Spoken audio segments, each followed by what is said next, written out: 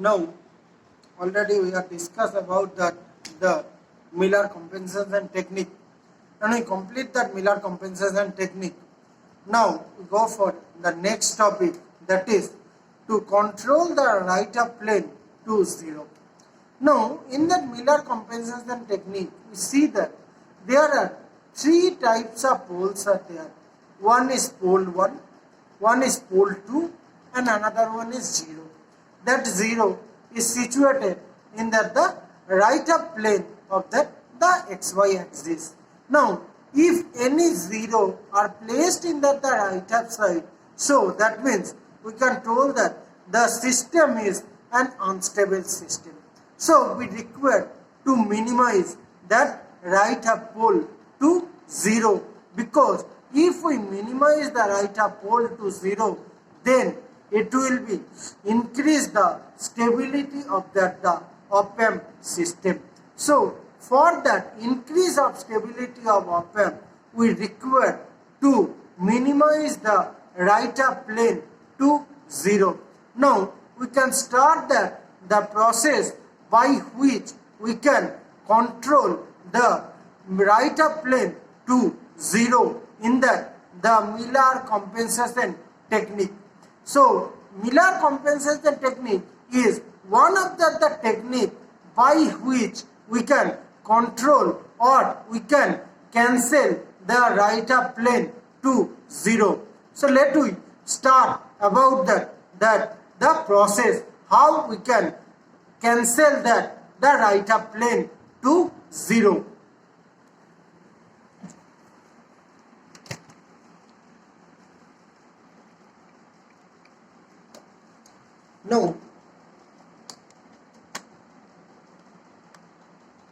Now this is the controlling of right of plane to 0.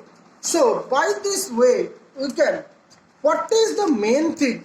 The main aim of that right of plane 0 is resulting from the feed forward path through the compensation capacitor tends to limit the gain bandwidth that achievable if the 0 were not present. So obviously we are told that, just now we are told that if we eliminate the 0, then obviously there will be increase the stability of the op-amp. So there will be several ways to eliminate the effect of this 0.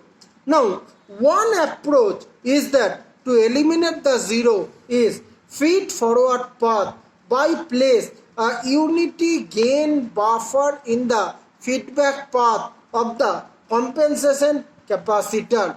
Now this will be shown in the figure. So you see that this is one inverting high gain amplifier, and the output resistance of this unity gain buffer system, that will be is very small. So R0 is equal to 0.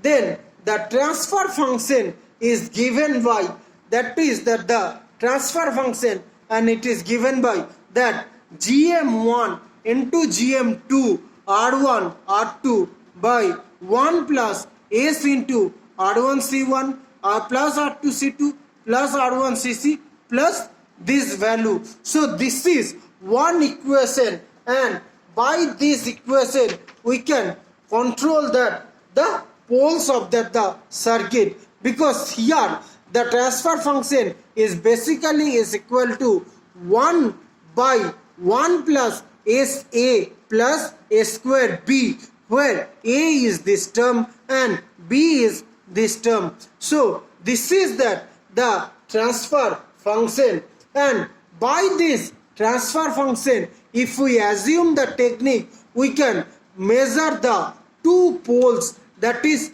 pole 1 and pole 2. So pole 1 is equal to minus GM2 by R1 R2 into compensation capacitance, and pole 2 is equal to minus GM2 by GM2 CC by C2 plus C1 plus CC. So what is that main aim of that circuit? So by this figure, from that the figure A, we can achieve that it is approximately the same as before, but here what is that? The zero has been removed, because already you see that in Miller compensation there is also two poles are there, and there will be another zero will be there, but by the changing of this circuit we can eliminate the zero. With the remove of this zero, the pole 2 can be placed in order that higher than the gain bandwidth product.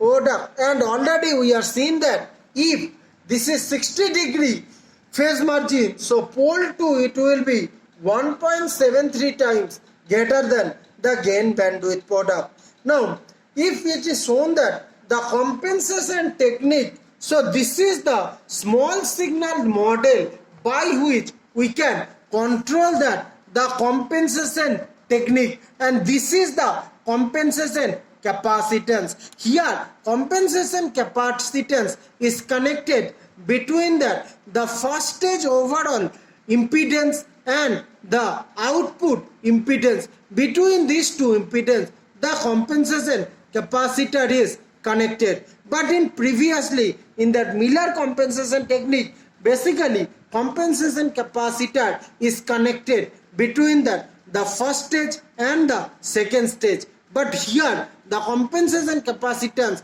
basically that not connected between the first stage and second stage, because here we can remove the compensation capacitance, and this removing this compensation capacitance is connected in here between the overall impedance of the stage 1 and the output impedance of the stage 1 or the stage 2, and obviously it is eliminating the zero. And obviously by this above analysis it can neglect the output resistance of the buffer amplifier R0, which can be significant, and taking the output resistance into account and assume that it will be less than R1 or R2, the additional pole 4 and one left half plane 0, it will be given by this pole 4 and Z2. But here that one problem is achieved. We can control that the right up plane to 0, but here another one 0 can be achieved, which is situated in the left up plane. So that left up plane 0 also, if we achieve to remove that, it is used for compensation. The additional pole makes this method less desirable than the following method.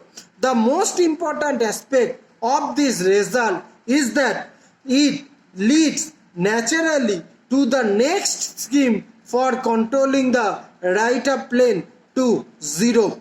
So what it means? It means of eliminating the effect of right up plane 0, which is resulting from feed forward through the compensation capacitance, and it is insert through one nulling resistor in series with CC. So this is that we can connect one compensation capacitance with that series, we connect one nulling resistor. So these two we can add it in here, and this circuit has the following node voltage equations. So this is the from that circuit, this is the small signal analysis model, and you see that here this is the first stage and this one is the second stage. So this first stage and second stage is connected not only the compensation capacitance, but with that compensation capacitance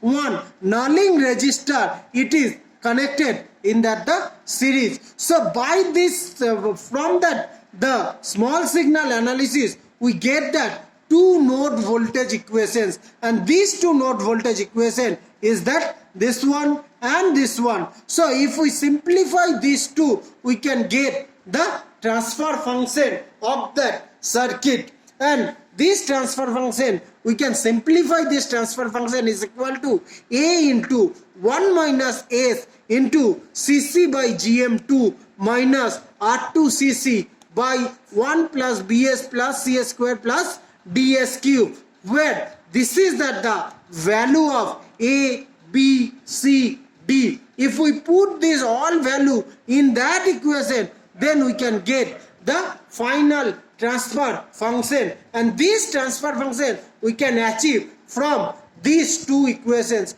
If we simplify, if we solve these two equations, we can get this one is that the transfer function, and in that transfer function A, B, C, D value are in this value. So if we can consider the RZ is assumed to be less than, so nulling register value if less than R1 or R2, then the poles is widely spaced. That means the distance between the pole is very large, and the roots can be approximate as pole 1, pole 2, pole 4, and this is 1 0, which is situated at the left hand side of the plane. And it is easy to see how that the nulling register accomplishes the control over the right of plane to 0. And this circuit it shows that the output stage, this output stage is broken into two parts. One part through that the nulling register and compensation capacitance, and there will be voltages V double dash, and another one path, that is we can take that this equation V single dash. So this is that the break that in that the two paths, and this circuit we are get that the overall output voltage can be written as with this value, where V dash is that the first path output voltage and V double dash is that the second path output voltage. And obviously we can told that which right up plane that 0 value is same as the pole 2 value. So 0 value, what is that pole 2 value?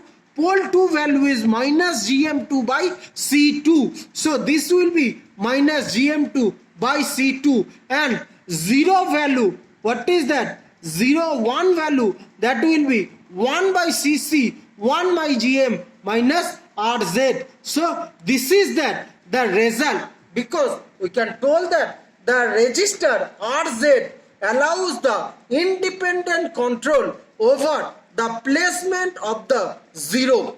In order to remove the right of plane to 0, Rz must be set equal to 1 by the overall transconductance of stage 2. Another option is to move the 0 from right of plane to left of plane and place it on top of pole 2. So to accomplish this is that the condition we have to satisfy, and if we satisfy this condition, then also we can minimize that the value, and the value of Rz, that means nulling register value, is equal to this one, and with pole 2 cancel, the remaining roots are pole 1 and pole 3, and for unity gain stability all the required, the magnitude of pole 3 and pole 4 is greater than the gain bandwidth product. So this is that pole 3, this is that pole 4. So if we substituting that this equation in these two equations, we can get that the compensation capacitance, and assuming compensation capacitance value is greater than these two, this is that value for which we can consider compensation capacitance value is very less than the overall gain of that, the overall capacitance of that the second stage. So we can conclude that the nulling register approach has been used in the two-stage op-amp with excellent result.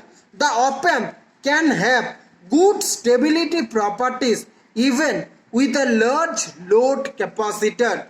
The only drawback is that the output pole, that is pole 2, cannot change after the compensation has been designed. So that is, what is that means? That means the load capacitance, it will be changed. And the last line, we are lastly conclude that the magnitude of the output pole can be increased by introducing in the Miller capacitor feedback path as done by that the M8 is shown in that the figure. The figure it will be discussed in that the next video. And the small signal model of this we can define by this two register value when that R1 and R2 value. So this is that the thing, and we have discussed that the rest of the part in the next video.